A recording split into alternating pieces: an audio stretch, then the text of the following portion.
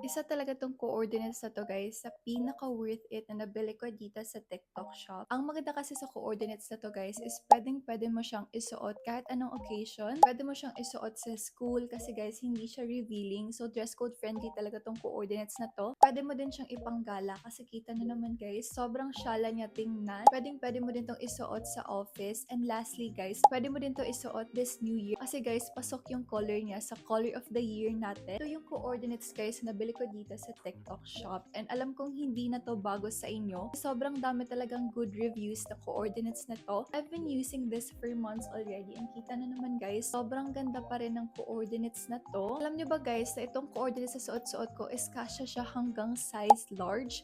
Kasi guys, very stretchable talaga yung coordinates. Pati yung skirt niya guys, stretchable talaga siya. And ang ginawa ko lang guys is since yung size ko is nasa size medium, knock-in ko lang siya dito sa sides para hindi masyadong loose yung top. Kahit strict pa yung dress code nyo, for sure magagamit mo pa rin to sa school kasi nga mahaba yung skirt niya. Size reference guys, my bust size is size 34.